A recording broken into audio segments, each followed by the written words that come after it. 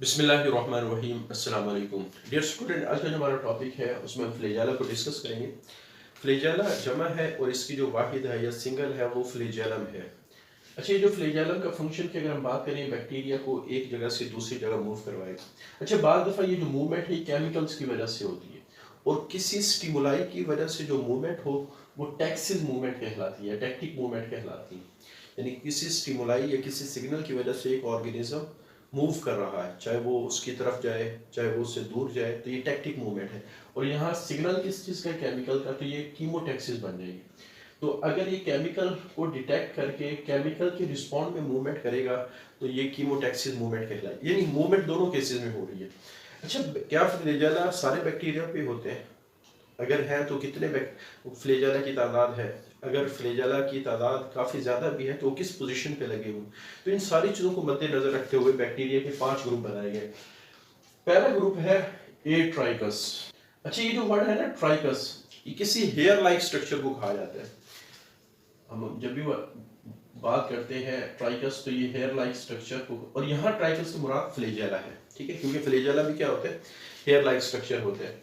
अच्छा, अगर किसी वर्ड से पहले ए हो तो बाद दफा वो ए उस चीज को नेगेटिव में ले आता है या एब्सेंट कर देते हैं, जिसमें कहते हैं बियोटिक लिविंग ऑर्गेनिज्म, ए बियोटिक नॉन लिविंग ऑर्गेनिज्म, ठीक है। तो इसी तरह ए ट्राइकस जिसके पास फ्लैजेला ना हो, यानी ऐसे बैक्टीरिया जिनके पास फ्लैजेला ना हो तो वो ए ट्राइकस कहलाते हैं।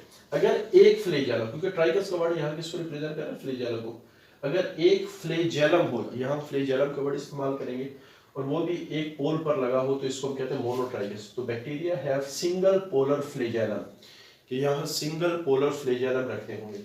अच्छा, ये जो वर्ड है ना लोफो ट्राइकस, ट्राइकस फ्लैजेला को रिप्रेजेंट कर रहा है। लोफो कहते हैं टफ्ट, गुच्छे को।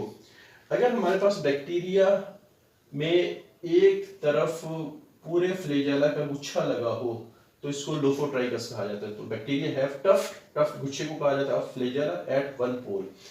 अच्छा, बाज़ दफा ये जो गुच्छा ये दोनों साइड्स पे लगा होता है, इधर भी लगा है, दूसरे पोल पर भी लगा है, तो इसको हम कहते हैं tuft of flagella at two poles. तो इसको एम्फीट्राइकस, ये जो एम्फी का वर्ड है ना, ये डुअल कंडीशन को कहा जाता है।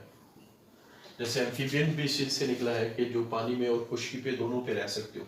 तो एम्फी का वर्ड जब भी आएगा तो ये डुअल पोजीशन को, ये डुअल कंडीशन के लिए, तो यहाँ दोनों तरफ आप कह सकते हैं फ्लैजेला लगे हो। अच्छा, ये जो वर्ड है पेरी, इसका मतलब है सराउंड करना, किसी चीज को घेर लेना। अगर हमारे पास बैक्टीरिया इस तरह हो कि उसके हर तरफ फ्लैजेला लगे हों तो इसको हम कहते हैं पेरीट्राइकस बैक्टीरिया। तो flagella surrounding the whole bacterial cell, जो फ्लैजेला है वो पूरे बैक्टीरियल सेल को सराउंड करेंगे। क्लियर? तो ये तो पोजीशन ऑफ फ्लैजेला के लिहाज से, नंबर ऑफ फ्लैजेला के लिहाज से, तो ये मुख्तलिफ बैक्टीरिया की टाइप्स बनाई गई। उसके बाद आ जाता है स्ट्रक्चर ऑफ फ्लैजेला। अच्छा, फ्लैजेला ये सिर्फ बैक्टीरिया में नहीं होते, ये यूकैरियोट्स में भी होते हैं, ठीक है। जैसे ह्यूमन सेल्स में काफ़ी सारे सेल्स ऐसे हैं जहाँ फ्लैजेला होते हैं। सबसे बेस्ट एग्जांपल है जो ह्यूमन स्पर्म है वो फ्लैजेला रखता है, ठीक है।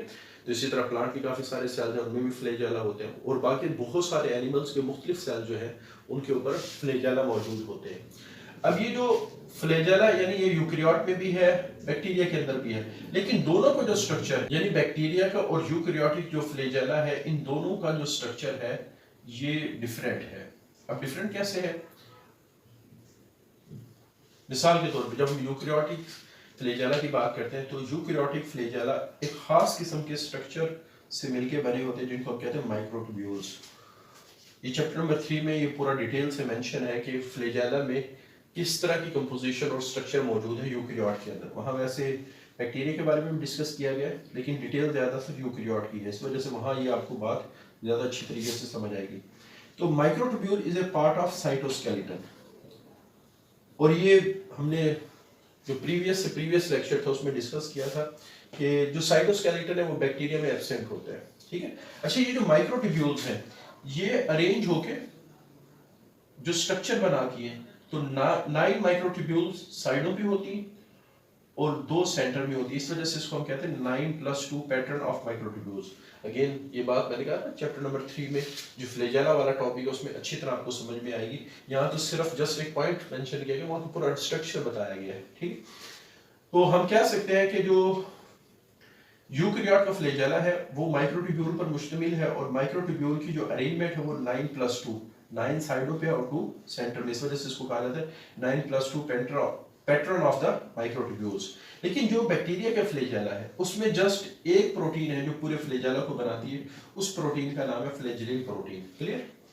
तो अगर ये फ्लैजेलिन प्रोटीन फिर जब ऑर्गेनाइज होती है आगे, फिर फ्लैजेला के अंदर 3 पार्ट्स बनते हैं। एक पार्ट को कहा जाता है बेसल बॉडी। जैसे मैं कहता हूं कि ये हमारे पास बैक्टीरिया है। बेसल बॉडी का मतलब क्या? बेसल का वर्ड निकला है एट द बेस, कि ये फ्लैजेला की बेस बनाती है और ये मौजूद कहाँ होती है? Just beneath the cell membrane, यानी यहां करके मौजूद होती है। अच्छा, अगर इसके स्ट्रक्चर की बात करें तो इसमें रिंग्स होते हैं जो रोटेट करने की सलाहियत रखते हैं, इसको रोटेटिंग रिंग्स कहा जाता है। ठीक है? और इन रिंग्स का फायदा ये होता है कि जो फ्लैजेला है वो सेल मेम्ब्रेन और सेल वॉल के साथ एंकर हो जाता है, फिक्स हो जाता है। यानी अगर आपसे पूछ लिया जाए बेसल बॉडी का मेन फंक्शन क्या है, तो मेन फंक्शन ये है कि इसने फ्लैजेला को सेल मेम्ब्रेन और सेल वॉल के साथ एंकर करके रखना है, फिक्स करके या जोड़ के रखना है। ठीक है? अच्छा, ये जो रोटेटिंग रिंग है ये मुख्तलिफ बैक्टीरिया में मुख्तलिफ हो सकते हैं। जैसे एक आमतौर पे होते हैं ग्राम पॉजिटिव में, 2 होते हैं ग्राम नेगेटिव में। यानी basal body of gram positive एथे होगी और basal body of gram negative एथे होगी। ठीक है? अच्छा, उसके बाद हमारे पास ये जो बेसल बॉडी है इससे एक हुक निकलती है। आपको पता है हुक हमेशा कर्व होती है और इसका काम ये है कि इसने फ्लैजेला का जो मेन हिस्सा है जिसको फिलामेंट कहते हैं उसको इस बेसल बॉडी के साथ कनेक्ट करना। तो ये कर्व स्ट्रक्चर है that connect basal body with filament. असल जो आप कह सकते हैं मेन स्ट्रक्चर जिसकी वजह से मूवमेंट होनी है उसको फिलामेंट कहा जाता है। फिलामेंट एक लंबा सा स्ट्रक्चर है, रिजिड, एक हार्ड किस्म का स्ट्रक्चर है, हेलिकल स्ट्रक्चर है और सीधा नहीं है बल्कि उसमें ऐसे जिगजैग सा है, हेलिकल स्ट्रक्चर है। कंपोजिशन की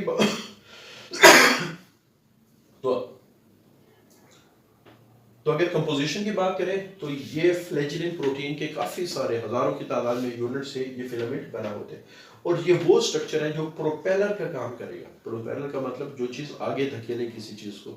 जैसे कश्ती का जो चप्पू होता है वो कश्ती को पीछे, कश्ती का जो चप्पू होता है वो पानी को पीछे धकेलता है और कश्ती आगे जाती है, यानी चप्पू ने कश्ती को आगे धकेलने का काम किया। ठीक है? तो इसी तरह ये जो फ्लैजेला है ये ऑर्गेनिज्म को आगे की तरफ, यानी इसका मेन फंक्शन है इसने सेल की या बैक्टीरियल सेल की लोकोमोशन करनी है, प्रोपेलर का काम करेगा।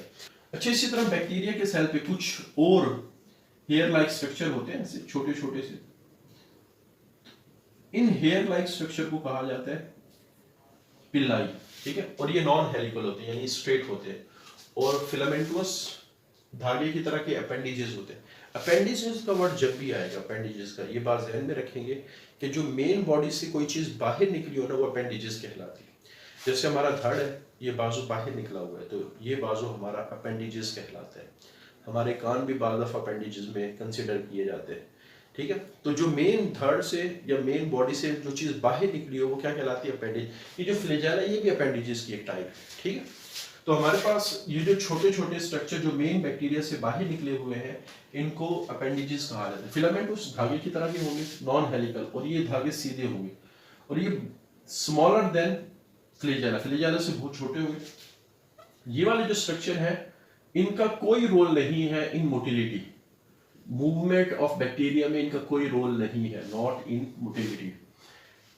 इनका मेजर रोल ये है कि इन्होंने मुख्तलिफ सर्फेसिस के साथ बैक्टीरिया को अटैच करके रखना है। ठीक है? यानी इनका मेन रोल अटैचमेंट में है। और एक और जो मेन रोल इनका है मेटिंग प्रोसेस। अच्छा, मेटिंग प्रोसेस में आमतौर पे आप कह सकते हैं कि ये मेटिंग का जो वर्ड है ये आमतौर पे सेक्सुअल रिप्रोडक्शन से रिलेटेड होता है। ठीक है? लेकिन बैक्टीरिया के केस में मेटिंग का मतलब होता है कि जिसमें एक्सचेंज ऑफ मटेरियल हो बिटवीन टू बैक्टीरिया। ठीक? जैसे मैं कहता हूँ एक बैक्टीरिया है, दूसरा बैक्टीरिया है, तो इनके पिलाई आपस में फ्यूज होकर ट्यूब बनाएंगे। इस ट्यूब के जरिए से एक बैक्टीरिया का जेनेटिक मटेरियल दूसरे बैक्टीरिया में जा रहा होता है। ठीक?